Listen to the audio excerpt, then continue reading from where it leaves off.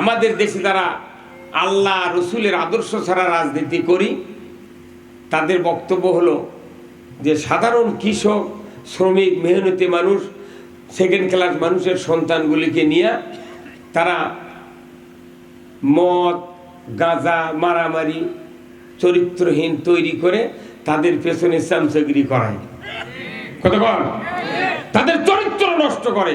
কিন্তু আমি দেখছি দীর্ঘ প্রায় 54 বছরের দেখছি বাংলাদেশের রাজনীতি, যারা নেতৃত্ব দিচ্ছে তাদের একটা সন্তান দেশের কলেজে ভার্সিটিতে পড়ে না, ওদের সন্তান পড়ায় বিদেশে, আর আমাদের সন্তানক তালবাজি করে, টাকা দিয়ে, মদ দিয়ে, নারী দিয়ে, চরিত্রহীন বানিয়ে সমাজে কালার করে ওনারা যখন বুড়ো হয়ে যায় তখন ওনাদের ছেলেকে বিদেশ থেকে গায়ে এমপির দ্বারে দেন।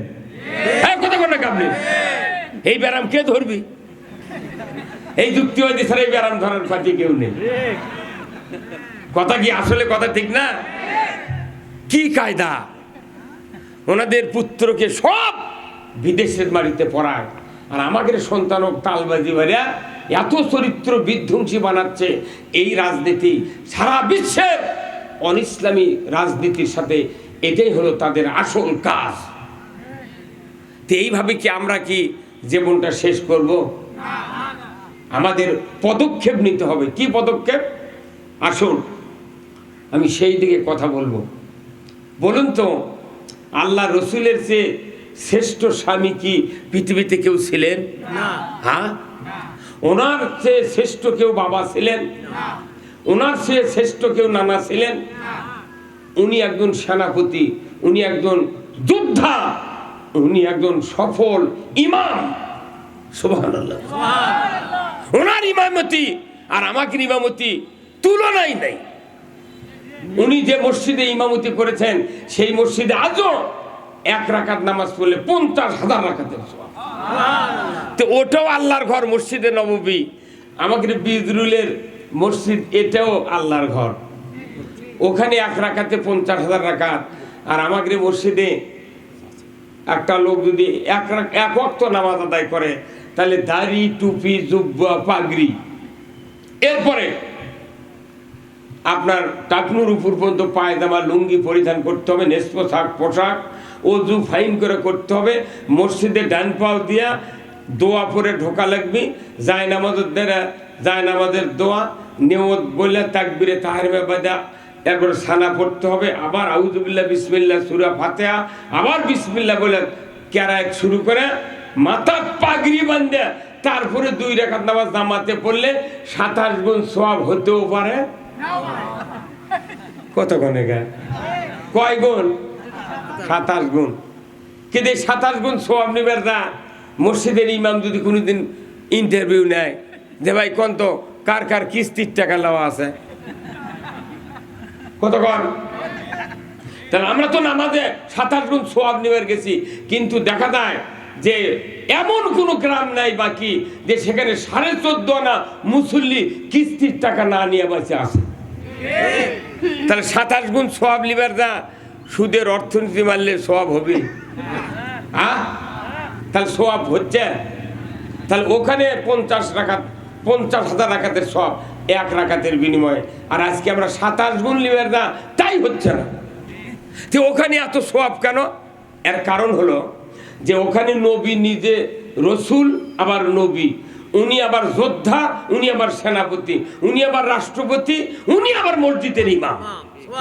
শুধু কি তাই, উনি আবার এইরকম কোরআন যখন আল্লাহর কাছ থেকে পাচ্ছেন, উনি কোরআন দিয়া সূরা হজের 41 নম্বর আয়াত তেলাওয়াত করে মসজিদে নববীর মিম্বার থেকে আল্লাযীনা ইম্মাক্কান্নাহুম ফিল আরদ আকামুস সালাতা ওয়া আতাউজ যাকাতা ওয়া আমারু বিল মারুফ ওয়া নাহু আনিল মুনকার ওয়া লিল্লাহি আকিবাতুল উমুর।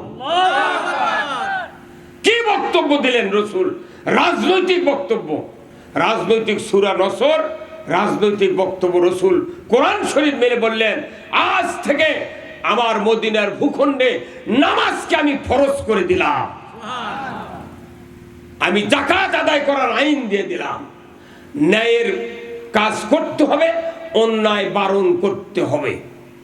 এই আইন যখন 4টা জারি করলেন মসজিদে নববীর থেকে, বলুন তো ওখানে কি আমাদের বাংলাদেশের মতো জাতীয় সংসদ ছিল?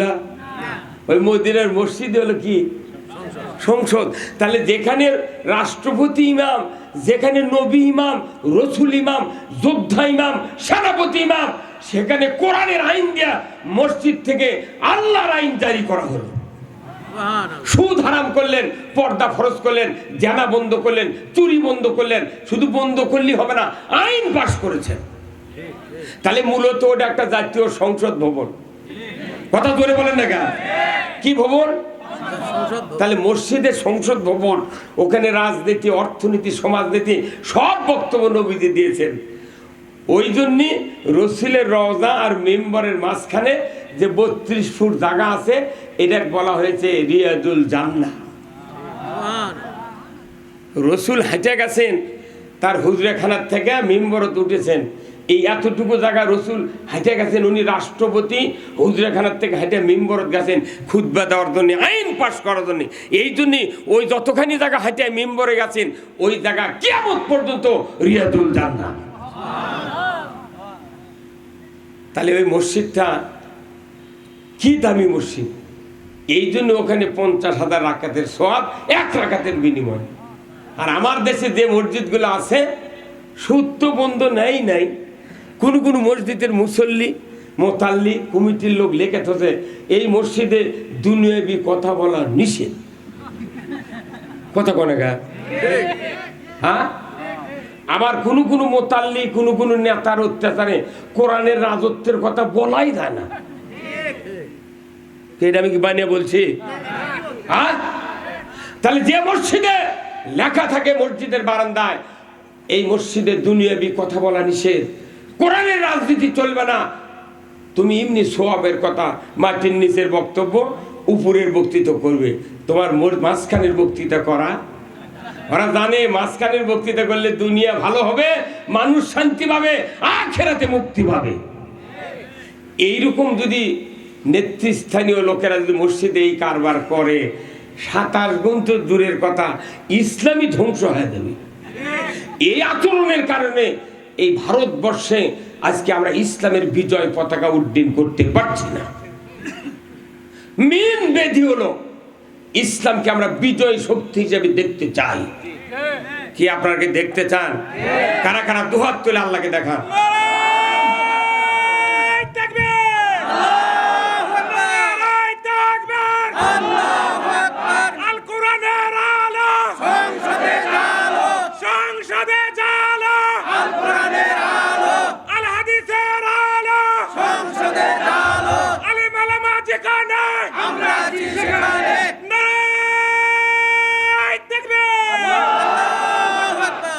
এখন শোনেন, আমরা ইসলাম বিজয় করতে চাই। বাংলাদেশ জামাত ইসলামী এদেশে আল্লাহর আইন চালু করতে চায়।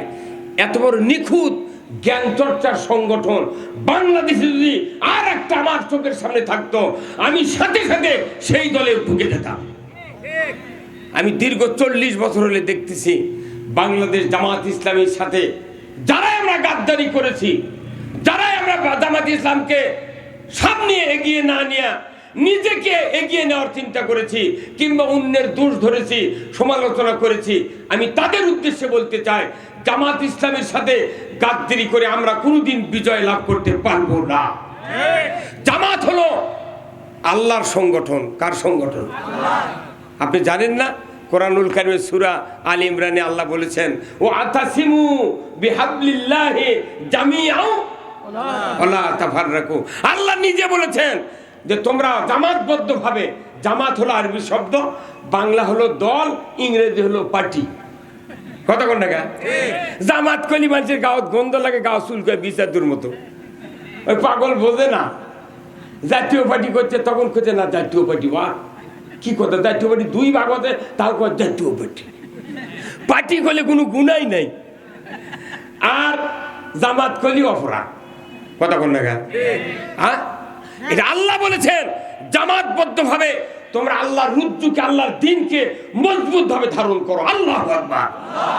আমরা বাংলাদেশ জামাত ইসলামী ব্যক্তি স্বার্থে নিজেদেরকে প্রতিষ্ঠিত করার জন্য জামাত ইসলামী করি না, আমরা করি আল্লাহর দিন বিজয় করার জন্য।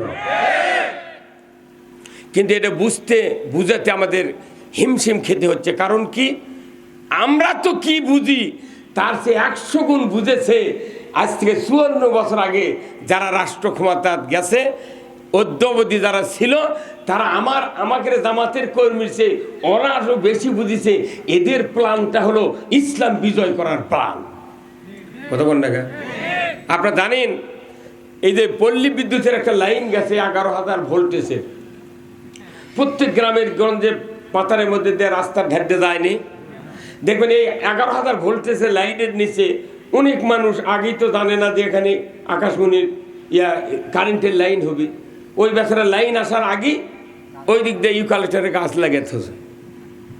কারণ কারেন্ট তো বেশিরভাগ লাইন গেছে গরিব মানুষের জায়গার উপর দিয়ে, ধনী মানুষের জায়গাতে একটাও পিলার ফুটপার দেয়নি।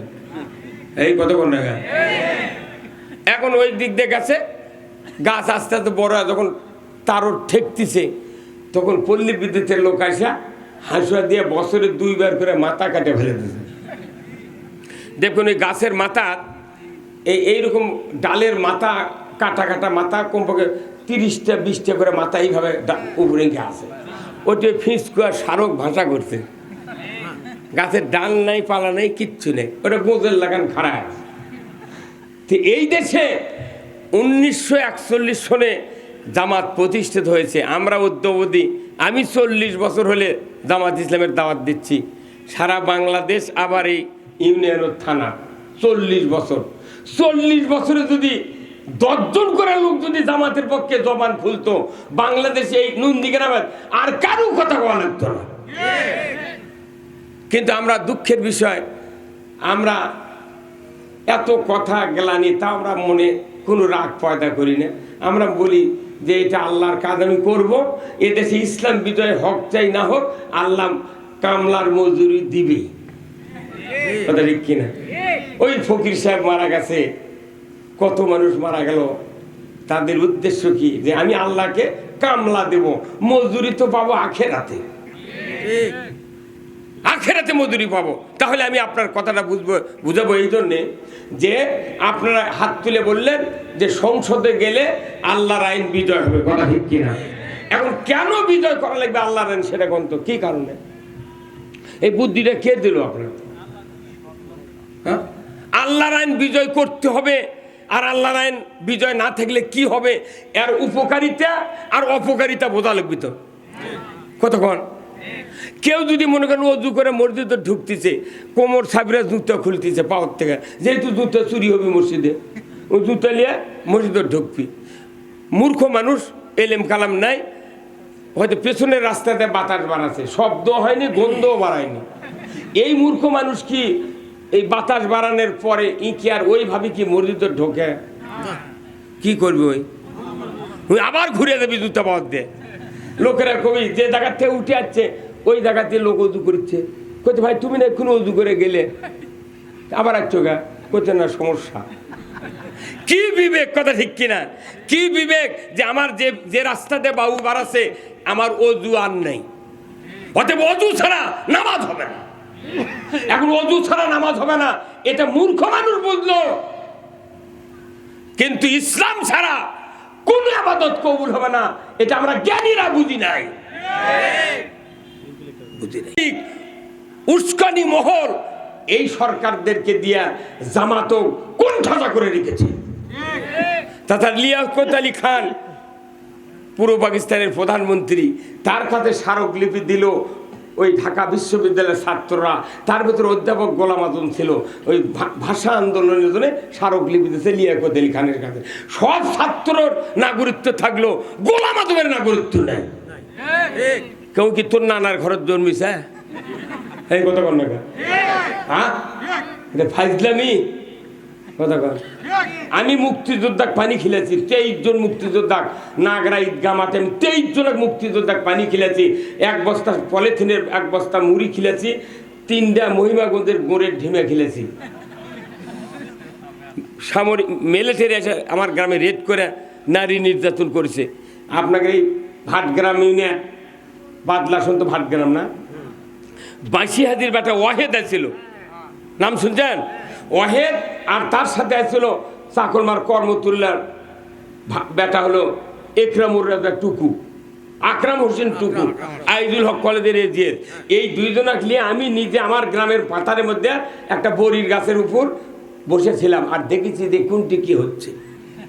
সেই মানুষটা 84 থেকে জামাত ইসলামী করি, মুক্তিযোদ্ধা পানি খেলাম। কে জানে মুক্তিযোদ্ধার এত দাম হবে?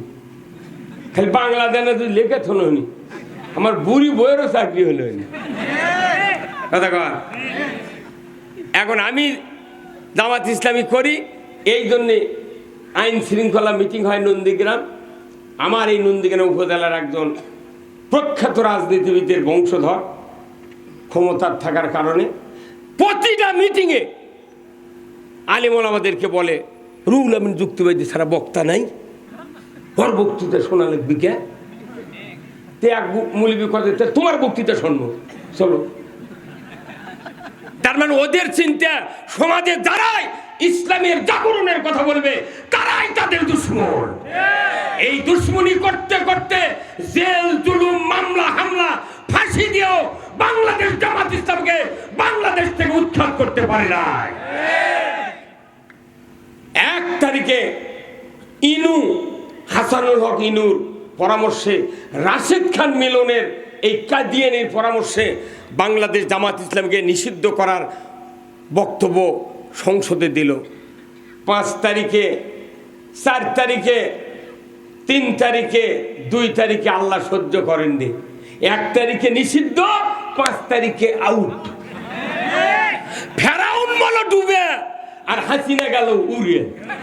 কতক্ষণ টাকা আমরা সব জানি, কিন্তু কোরআনের পক্ষে কথা বললি কিছু লোক। কিন্তু আমি আপনাদের অনুরোধ করব যে ইসলাম কেন বিজয় করতে চায় এই কথা আমি গুরুত্বপূর্ণ কথা বলবো।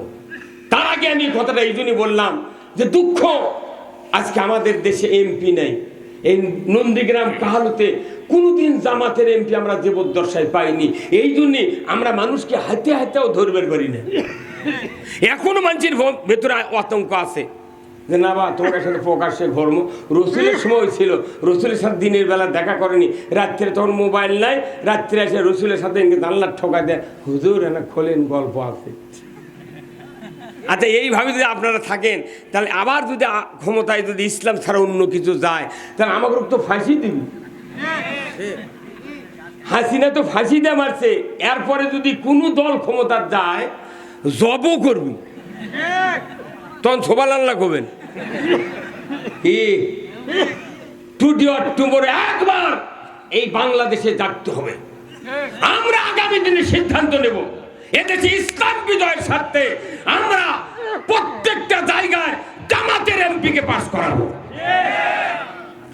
ক্ষমতায় যদি 151 জন এমপিকে পাঠাতে পারি, আমার এদেশে হিন্দু বৌদ্ধ খ্রিস্টান মুসলমান পীর সাহেব তবলিগ মসজিদের খতিব ইমাম মুয়াজ্জিন সাধারণ মানুষের কলিজায় কোনো আতঙ্ক থাকবে না, কোনো অন্যায়ের কাছে মাথা নত করতে হবে না।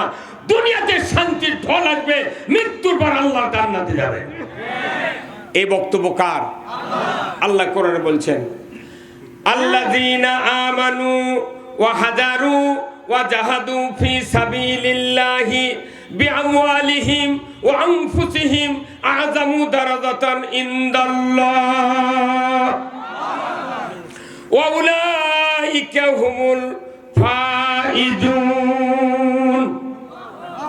সূরা তওবার 20 নম্বর আয়াত। এত ওয়ারেন্টি গ্যারান্টি সহকারী আয়াত আল্লাহ নাযিল করেছেন। আমরা যখন কারেন্টের জিনিস কিনি তখন দোকানদারকে যা বলি, ভাই ওয়ারেন্টি আছে আর গ্যারান্টি আছে, কথা কয়ে বলি না? আর যেগুলো বলের গ্যারান্টি নাই, 100 টাকা দিয়ে একটা কিনে ওর সাথে আর একটা ফ্রি দেয়। 2 বলই ঘরের মধ্যে জ্বলালে কুয়াশা দেখা যায় না। আর একটা বল যদি ওয়ারেন্টি গ্যারান্টি যদি কিনেন, একটা বল ঘরের ভেতর জ্বলালে 4টে জানলা দিয়ে আলো পাকারি দেওয়া যায়। তো ওরা জানে, ইসলাম বিরোধীরা জানে যে যদি ইসলাম বিজয় হয় আমাকে বল বলে দে মানুষ কিছু জো পাবে না। সেই জন্য ওরা মাথা খারাপ হয়ে গেছে। এক নেতা বলতেছে শতকরা 10% ভোট নাই, তারা এত ফকর ফকর করবি কে? তাহলে 10% তুর্কিরই 90 ভোট, আমাকে আছে 10%, তোরা তো মাথা ব্যথা, তুই তো পাস হয়েই আছি, তুই মানে আমাদের কথা প্রচার করে তোর লাভ কি? ওরা জানে যে ওষুধ দিচ্ছে এরা কিছু হবি।